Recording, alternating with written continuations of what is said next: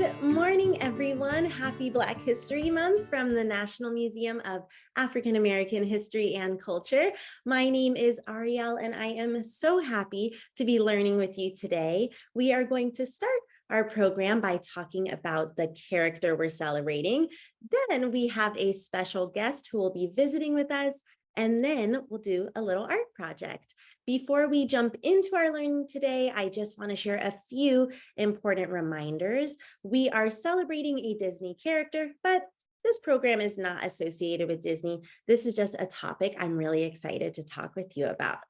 If you're ready, give me a thumbs up or two. We're celebrating somebody today. Let's see who. This month, we are celebrating Black characters in children's movies and TV shows. And today, our featured Black character is Disney's first Black princess, Princess Tiana, from The Princess and the Frog. The Princess and the Frog is a story that has been told in a lot of different ways, but ultimately what's usually happening in that story is a prince has a spell put on him that turns him into a frog, and he needs a princess to give him a kiss to break the spell. But Princess Tiana's Princess and the Frog story has a little bit of a twist. One, because of where it takes place, and two, because of a little accident that happens. At the start of the movie, Tiana tries to give a frog a kiss, hoping that it would help him turn back into Prince Naveen. But since she's not really a princess at that point in the movie, she just looks like one, she accidentally turns into a frog herself. So then this movie ultimately takes place in New Orleans, Louisiana, and in that part of Louisiana, there are swamps. And swamps are kind of like places that have trees and plants and water, and then there's certain kinds of animals that live there, like alligators and wild pigs and different insects. And it's a really unique environment that takes a lot of skills to either live in or go through. And she and Prince Naveen, which is the other frog that turned her into a frog, have to go through the swamps to try and figure out how to get them both to be human again. Even when she's a frog, though, she does something that she really loves to do in her human life. Tiana's favorite thing to do is cook, and that's her as a frog in that last picture on our film strip, cooking in an emptied out pumpkin for a pot. Now, Princess Tiana always loved cooking. She grew up cooking with her dad, and they have always dreamed of having their own restaurant one day. In her dream restaurant, she would feed all different kinds of people with so many delicious meals, but her favorite dish is gumbo, which is a type of soup or stew we see her cooking right there with her dad. Has anyone had gumbo before? There's a lot of different kinds of gumbo or different ways that people make it, but it usually has some seafood in it and certain vegetables in it and some certain meats too. We have some friends who haven't tried gumbo just yet. I think by the end of our program, you might be craving some gumbo. For me, my family, when I was growing up, we would make gumbo for New Year's. And for some African Americans, making gumbo on New Year's Day is a tradition to bring good luck into the new year. Now, gumbo was definitely one of her signature dishes, which is a meal she was well known for. But who knows what else Princess Tiana was known for, what other food she was known for in her neighborhood. Does anyone know what that treat right there in the middle picture is called? It's like covered with some sugar there. They're called beignets. They're kind of like fried donuts with powdered sugar on them, but you can also put some honey on them. And in the movie, people loved them. And that's what she got hired to bring those to a bunch of different events. As Tiana got older, she worked really hard to try and make that dream restaurant come true where she could serve the gumbo and make her beignets. She worked at 2 different restaurants to make enough money to buy her own restaurant one day, which we see at the beginning of the movie. She'd go to work at one restaurant, then she'd go home and sleep for a little bit, and then she'd wake up and go to another restaurant to work. And one thing we celebrate about Tiana today is that she never gave up on her dream. Her dream was her reason for working so hard every day. She kept saving money from her jobs and practicing cooking until she made her own dream come true. The thing that made me most excited to celebrate Princess Tiana with you, though, is that her character was actually inspired by an awesome African-American chef in real life who was royalty in her own way. Chef Leah Chase, the queen of Creole cuisine. Chef Leah Chase was the owner of a restaurant called Dookie Chase in New Orleans, Louisiana, which is where The Princess and the Frog also took place. She was a chef there for over 70 years. And when Disney met Chef Leah Chase and ate her delicious food and learned how much she impacted history and the food world in such a positive way, they celebrated her by creating a character with a lot of similarities. They were so inspired by Leah Chase and used some of her story to make The Princess and the Frog story. At our museum, we also tell the story of Leah Chase with a handful of different objects, like a painting of her cooking and one of her famous red chef coats and a pot that she used in her restaurant. And we're sharing with you a link in the chat so that you can take a closer look at those objects later. So now let's look at just a couple ways that Chef Leah Chase inspired the creation and character of Princess Tiana. First, gumbo is one of their signature dishes. Chef Leah Chase was known for her gumbo and actually a few different kinds of gumbo. People from all over the world have traveled to get a taste of her gumbo, including so many history makers over the years like Martin Luther King and James Baldwin and Barack Obama and Beyonce. It's that good. Princess Tiana in the movie grew up cooking gumbo with her dad and ends up making it in the swamp and makes it when she has her own restaurant too. Now, a little fun fact for you is that in the movie, Princess Tiana adds Tabasco sauce, which is a hot sauce, to her gumbo. She adds the hot sauce when she's a little girl, and she does it again when she's helping Mama Odie make some gumbo in the swamp. But I don't know if that's actually something Leah Chase would have done with her gumbo. In fact, when Barack Obama visited Leah Chase's restaurant for the first time, he tried to put some hot sauce in his bowl of gumbo. And guess what happened? Leah Chase slapped his hand and said, "Mr. President, you do not put hot sauce in my gumbo." Chef Leah Chase was confident enough about how delicious her food was that she would even tell a president not to mess it up. Now, there are a lot of ways you may be able to tell that the movie is inspired by Chef Leah Chase's story, and a link in the chat will help you learn more about Leah Chase so that the next time you watch the movie, you can notice those similarities for yourself. But one more connection I want to make for you, and one more thing to celebrate, is that Princess Tiana was definitely inspired by Leah Chase in the way that she shows her determination to make her dreams come true and the passion that she had for food and people. Leah Chase believed that food unites people.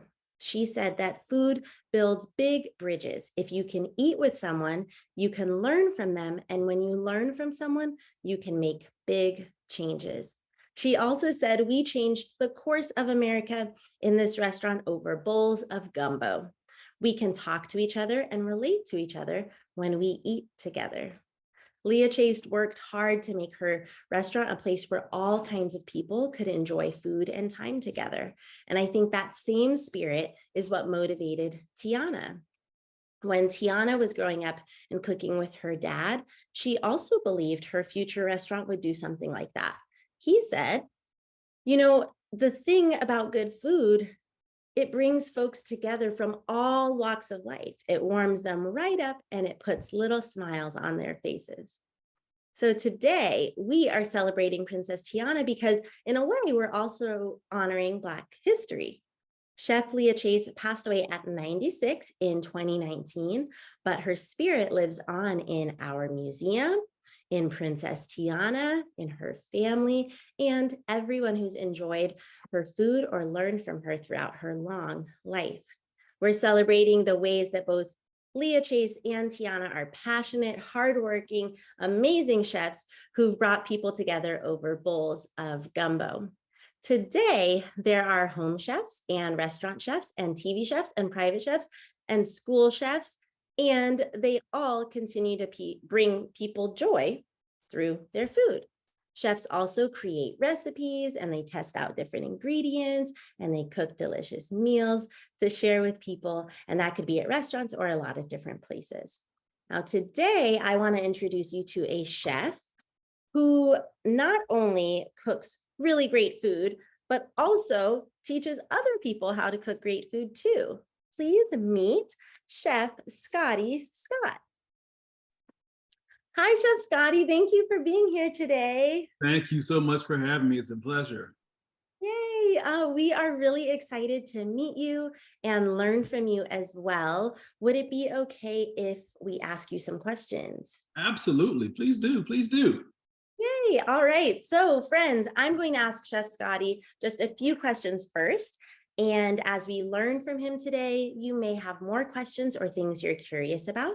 So make sure you send those questions to us in the chat and I will read them for Chef Scotty in just a little bit. All right, let's get started. Princess Tiana learned how to cook in the kitchen with her dad when she was a little girl. When did you start cooking and who taught you? I learned cooking around the same age, actually. It was, I learned most of my baking skills and other kind of, recipes in the kitchen from my mother. And then I learned how to grill from my father in the backyard. So I was the youngest of all my siblings and all my cousins. So I like hanging out with the old folks, so to speak, adults. And so I'd hang out in the kitchen or hang out on the grill with my dad and pick up little tips and tricks. And that's how I learned how to cook. So you like to be able to watch them and then maybe also get a little bit of some samples before everyone else. Exactly. Our home was always the place where all the family gatherings happen. And so I like to get in there and see how magic was happening in the kitchen. And so when I was in there, I learned how to, all the steps through the recipes and how they made it from the grocery store to the stove to the table. And I got to sneak in a little bit of dessert before dinner started. Oh, that was a lucky, so it just turned out to be a good situation for you all around. Absolutely, absolutely. So why do you like cooking? Like what made you like it then? Why are you still cooking? I just found early on that cooking was kind of not only something I was passionate about, but it was the way I expressed myself creatively. I'm not that great of a dancer and my singing is not that great either. But when I'm in the kitchen, it's kind of my blank canvas, as I like to call it. And it's where I can kind of express myself and, bring my family and friends together. It's really important that we all find that thing that allows us to be ourselves and to try out new things. And I like to paint myself. So in some ways I'm adding different colors and testing out with different materials the same way you might be adding different ingredients or testing out different techniques with cooking. Absolutely, absolutely. That's awesome. Now, friends, when I was first meeting Chef Scotty, I learned another thing about him that he and Princess Tiana and Leah Chase all have in common, besides being chefs. And that is one of his favorite things to cook. And Chef Scotty, what is that? Gumbo. And why do you like cooking gumbo so much? I love cooking gumbo. Well, just, to make a good gumbo, it takes a lot of patience, a lot of ingredients and time. And so I've always tell people whenever you can determine whether you like to do something or not, it's when you're practicing it. If you're practicing, whether it's playing the violin or playing basketball or doing math or whatever you're doing, if you enjoy the practice of it, you know you're going to love it. And so gumbo is one of those dishes where it takes a lot of steps and a lot of time. And so you got to get the roux. The roux is normally made with some butter and flour or other kind of oil and flour. And you've got to stir and let it go very slowly until it gets the right color or the right doneness that you want for that particular dish. After that also includes the stock, which usually includes either seafood, vegetables, or other kinds of meats and vegetables. And let that simmer and simmer for a long time until it becomes rich and flavorful. So the reason I love gumbo is because it combines these different techniques that takes a lot of patience, and you start off from basic ingredients and takes a long time. And before you know it, you've got a delicious dish of gumbo. Oh my goodness. There's so many different steps and so much waiting, you said, to make sure that every part is done in the right order, and Yeah. then wait until it all has the time to mix together. And it's worth it though, because then it tastes amazing once you've completed all of those steps. That sounds really good. Like I said, some friends might start craving some gumbo later after this program. I know it's almost going to be lunchtime. What other kinds of foods do you like to cook? What other kinds of food do you cook, like as a chef? So, my cooking just varies honestly on my mood and I think what's fresh in the grocery store. But my latest cookbook, Fix Me a Plate, is soul food cookbook. And so it gets into a lot of dishes that I grew up eating in my household. So my mother would cook, traditional dishes like macaroni and cheese or red beans and rice or collard greens. And so those were some of the things that I initially learned how to cook. So I love cooking soul food, but I learned cooking all kinds of different cuisines. I think one thing about food is not only just eating it, but especially cooking it and cooking different cultures. Food really gives you an insight into different cultures and different parts of the world. And so I think cooking can be a bit of a way to just learn about more people around you and more parts of the world. And that's something we heard from Princess Tiana and Chef Leah Chase. They like the idea of all different kinds of people coming together to enjoy food and learn from each other. So that makes a lot of sense to me. Those are all of my questions right now. We have a handful of questions coming into the chat. So I'm gonna look at some of those and ask you those.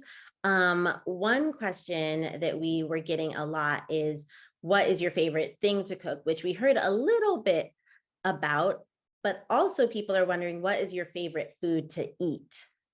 Oh, favorite food to eat. I would definitely have to say seafood. My mother is from Savannah, Georgia, which is a city on the coast of the Atlantic Ocean.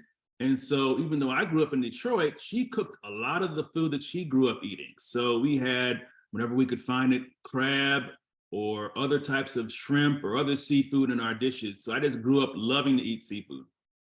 Yeah. What's a food you don't like so much?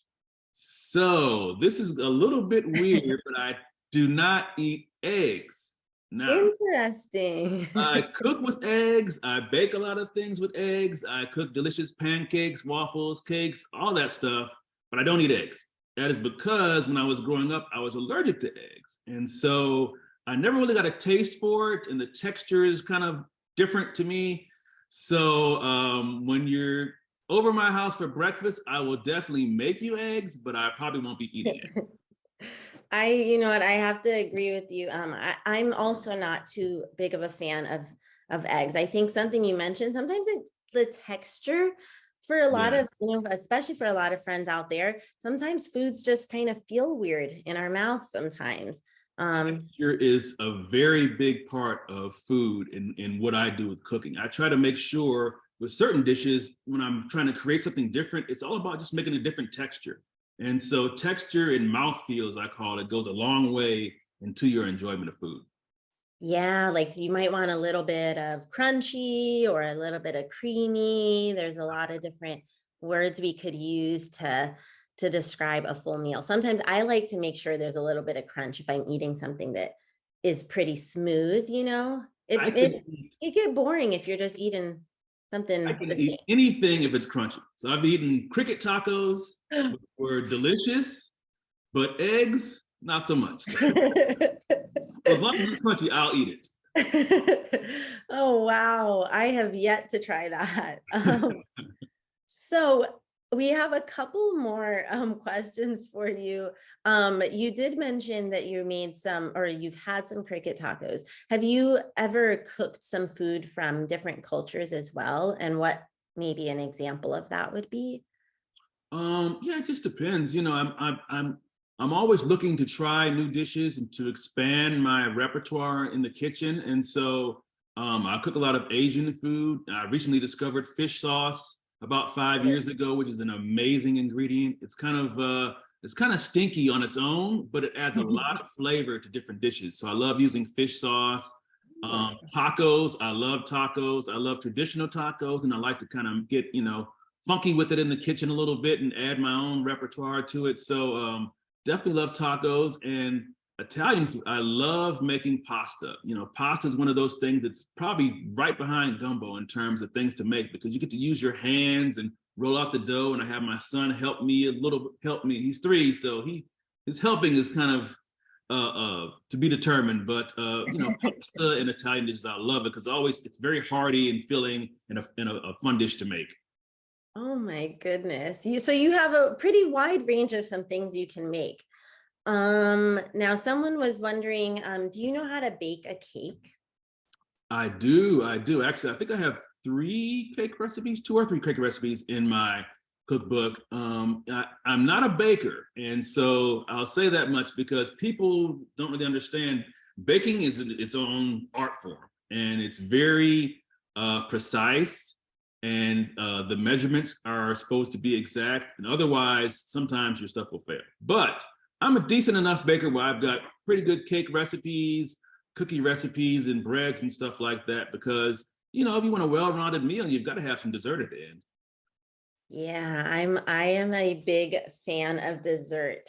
And I think that makes sense. Like there's different kinds of skills used in the different kinds of cooking. With baking, you have to do a lot, like you were saying, of measuring, but sometimes with other meals, we just kind of see how we feel and we give a little taste and see what we think and get to kind of be maybe a little more free sometimes. And that's the way I normally cook. It's a dash here, a dash there. I know how it's supposed to look at the end and what it's supposed to smell like, and normally it turns out great. Baking, not so much. You have to be pretty precise, otherwise it can turn out horrible. Okay, another question for you. What's the coolest place you've cooked, or who's the coolest person you've cooked for?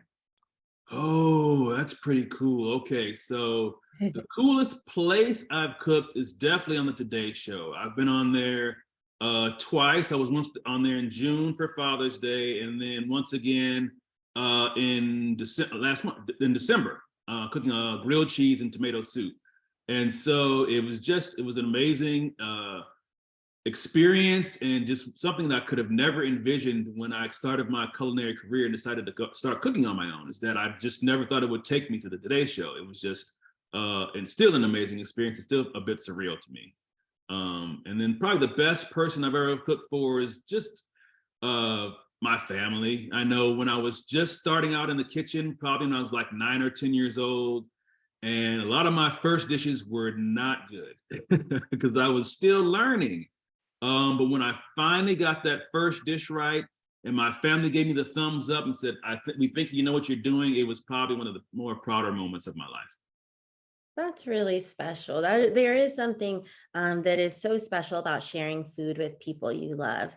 So I'm glad that that's something that you still get to do, and that's how you got started, Yep. Friends, we have the link to actually that episode of the Today Show where Chef Scotty makes some tomato soup and grilled cheese croutons.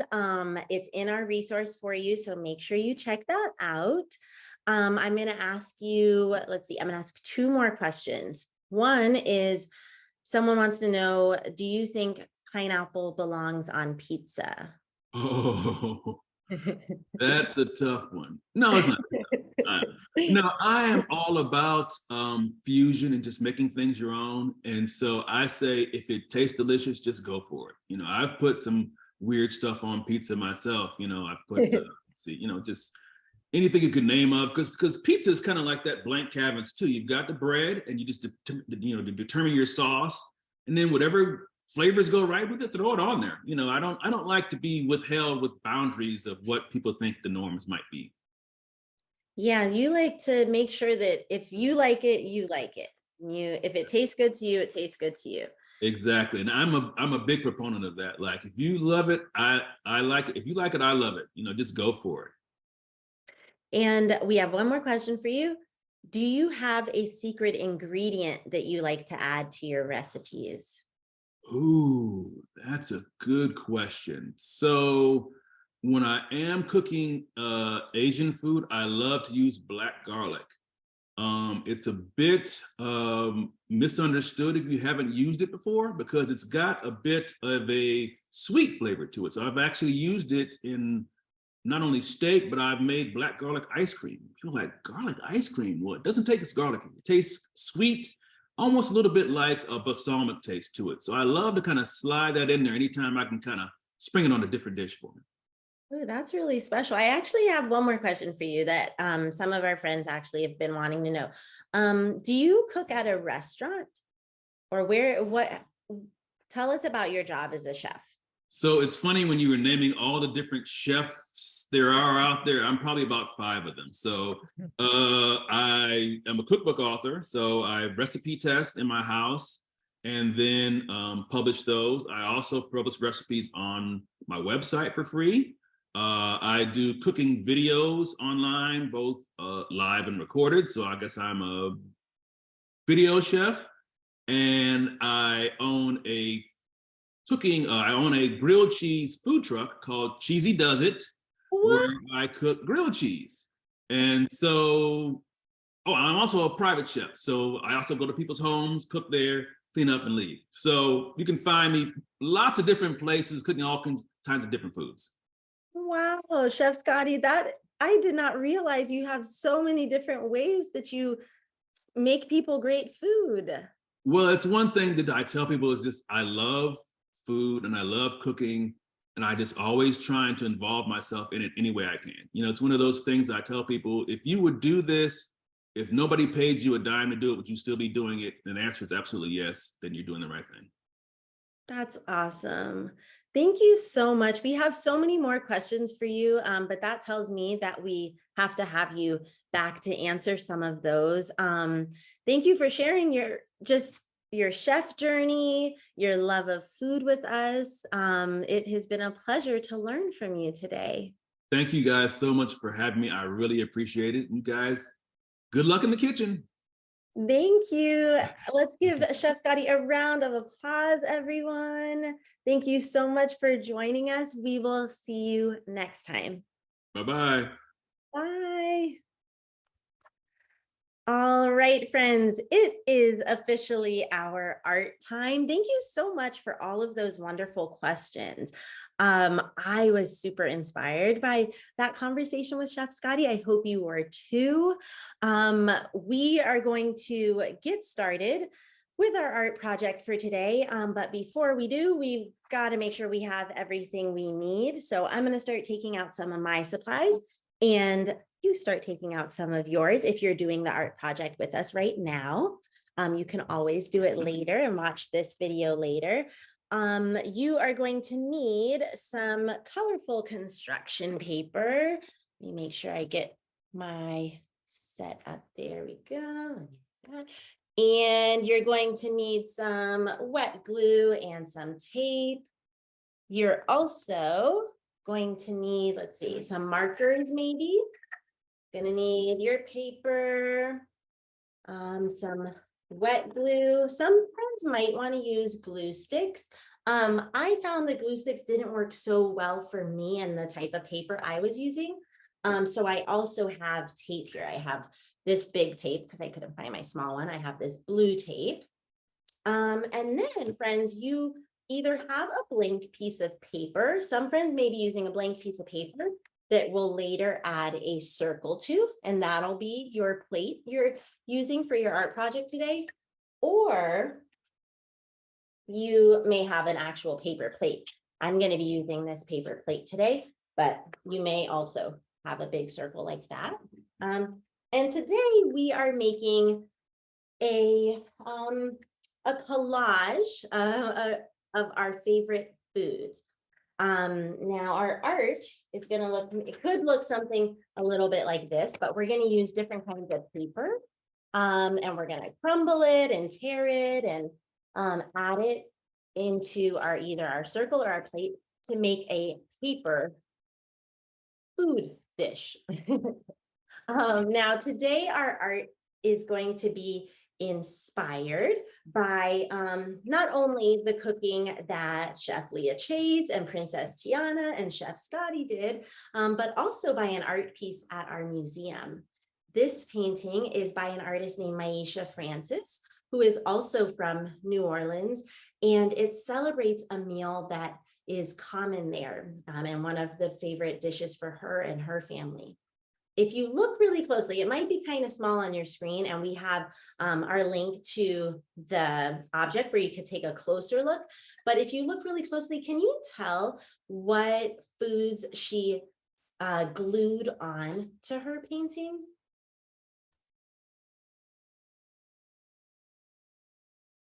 They're really small pieces of food, and they're all glued together to make that big shape that's in the center.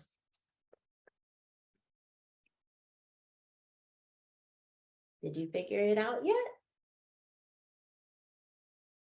She used rice and beans.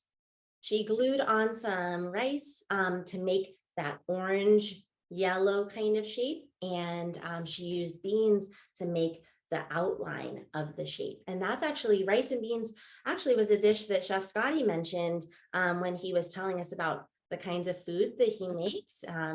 So that's pretty cool. And since that was one of her favorite dishes, she used that to make this art piece. Now, I know that we're not really using art food today to make ours. We're going to use paper and kind of turn it into food to make our art piece instead. So let's get started with that. I guess before we get started, you have to figure out, what food are you making? What is your favorite food, or what kind of meal do you and your family enjoy together? Is there a certain food from your culture that you want to celebrate today? Today, I am planning on making a meal that my mom used to cook for my family, which is macaroni and cheese. I'm going to make some fried chicken and some green beans. Now, I used to not really like the green beans when I was like a little kid, but now I actually really love green beans. And that's one thing, our tongues can change over time. So I'm going to make my macaroni and cheese first. Now, when you're thinking about what part of your meal you're going to make, you have to think about what colors your food is that you're making. And you have to think about the textures that those foods are they, and what kinds of shapes are they? I know that like with macaroni and cheese, there's a lot of like little noodles, right? So I'm tearing a little piece, and that's going to be like my macaroni noodle. I'm going to need a few of those to kind of put on one part of my plate. So you can tear a bunch of those. What other foods are people making today? And what colors will you be using to make those? You can tell me in the chat if you'd like. I'm going to keep making some of my macaroni noodles. And I'm also going to add some orange, because some cheese is orange too, right? Okay. Now, for some friends, you might be making like a bigger food, like a piece of meat, for example, or maybe even like a baked good, like a cake or a cupcake. And for example, I'm going to be making, here's all my cheese so far. I'm going to be making some chicken. My plan is just to crumple this up into the shape of a drumstick, a chicken drumstick. So that's my technique. Let's see how it works out. Okay, so I just made kind of like a crumbled ball, but I feel like if I kind of like twist one side of it and leave one side not twisted, I feel like That kind of looks like a chicken leg, right? Like I could picture myself eating that. So I have my chicken leg. I'm gonna make another one because I usually would not just eat one chicken leg. I probably will eat like at least 2, if not 3, 4, or 5. So, but today I'm just gonna make two chicken legs. Okay. And I have that. That's kind of the shape, but I'm gonna twist this bottom part so it kind of looks more like a bone. There we go. That looks good to me. Okay. Now, in order to add your food, either your chicken legs or like my macaroni and cheese, you can either use some glue, or you might want to use some tape. Now, I think I may use some glue for adding these smaller pieces to my plate, but I might need tape for like a heavier piece like this one to make sure it stays still on my plate. So one thing I like to do when I'm using this wet kind of glue, maybe some friends have heard this little song before, but I always say dot, dot, not a lot. Because sometimes this can come out really fast and make too much glue can make a big mess. So I like to do dots, dot, dot, not a lot. And just to show you what that looks like in case, can you see? Oh yeah, you can see that. And then I'm going to add each one of my pieces of mac and cheese onto my plate. Now that might be a little hard to see from back there. Oh, some friends have started to share what they're making for their dish. We have one friend who's going to be making some broccoli and carrots. So I think that means you're probably using some orange or green, right? I know carrots actually can come in purple and yellow too. So maybe you're going to use that. I'm going to keep adding my mac and cheese pieces. Someone else is making pancakes and blueberries, or potentially blueberry pancakes. Someone else is going to make pizza, peaches, and a hamburger. Whoa, I'm very interested to see what that hamburger looks like, because there's the bun and then there's the meat, and then you might add some things like ketchup or cheese in there. Okay, so there's my mac and cheese. I'm still adding. I can add some more. Make sure I keep adding some. Sometimes you can also do some lines, but just small amount of glue. You don't need too much glue. Okay. Now the next thing I'm going to add is my fried chicken. And in order to do that, I'm going to rip off a piece of tape, which I already ripped some tape off. And sometimes what we can do with our tape is, if you can see, I know it's clear tape, but you can kind of roll it into a shape like that. And that makes it so it's sticky on the top and on the bottom.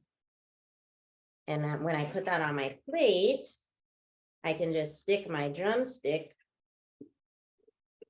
on top of the tape, and then my drumstick doesn't fall off. Okay, let me try another one. So if you roll your tape kind of into a little bit of a little circle, can you see kind of through there? And then I'm gonna push my chicken leg onto the plate. I think that looks really delicious to me. I don't know. How are yours turning out? I really like, what I like about this is the texture too, is that the food is not flat on the plate, that my macaroni noodles are kind of like sticking up. Someone is going to be making some green beans, and someone's doing a lobster with red. Ooh, now are you making the full lobster or just the lobster tail? Either way, those are some big pieces. So you're going to make sure you use a good amount of tape to make sure your lobster doesn't fall off the plate. Okay, wait, let me add one more piece of macaroni and cheese. And then my last thing I'm going to do is some green beans. Now, one thing you might be noticing, friends, as you're making your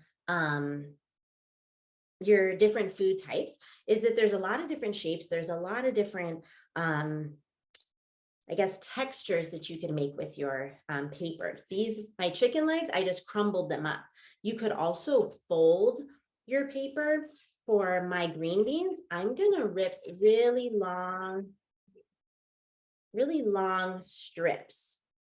And you could use probably that technique for making noodles, or is there any other long foods like that? Or if you can do a long strip like that. If I wanted to, though, if I wanted to make this, maybe I feel like I could make like a piece of lettuce or something. I could fold my paper and kind of make a zigzag like that. I could also crumble my piece of paper and then uncrumble it. So now it's not just like a flat piece of paper. It can look a little bit more textured, a little bit more crunchy, right? Okay, I'm gonna start gluing on my green beans. And let me read a few more friends that are making what foods they're making out there. As you're making your foods, friends, you might be thinking about, why do you like this food so much? Does it taste really good? Does it remind you of a special moment where you had that meal before? Is it something that your family enjoys on a holiday? Is it something that is unique to your culture? Food can be a lot of different things. Sometimes it is something that just feeds us. We need to be healthy and we need to eat. Sometimes it's something that is a little bit more than that.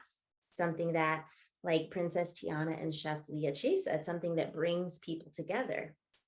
Something that we could use to get to know each other. Let's see. We have some friends who are, well, some students in a class that are making pasta. They're making sushi. They're making, let me see what else. They're making some ratatouille. Ooh, now that probably looks really cool to make some ratatouille. Someone's making a plum. Someone else is making seafood, burgers, sushi with salmon, avocado, and tuna. Now, something like sushi could be really interesting because you could even actually make it the way that sushi is made, right? You could roll up some rice. Yeah, some rice, which maybe would be some white paper in a seaweed strip. You could glue on that salmon on top. These dishes I know are going to look really delicious. Someone else is making some potatoes. I love potatoes too, because you can use them in all different kinds of ways. I really like that there are so many different kinds of foods that people are making out there. Thank you so much for learning with me and celebrating Black History Month with me today too.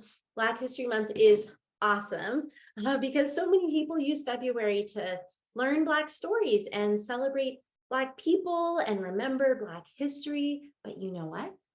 We learn about and celebrate Black history and culture all year long at our museum. So please be sure to join us at our museum and different online programs throughout the rest of the year too. Until then, please stay curious and remember to celebrate you too. See you next time, friends.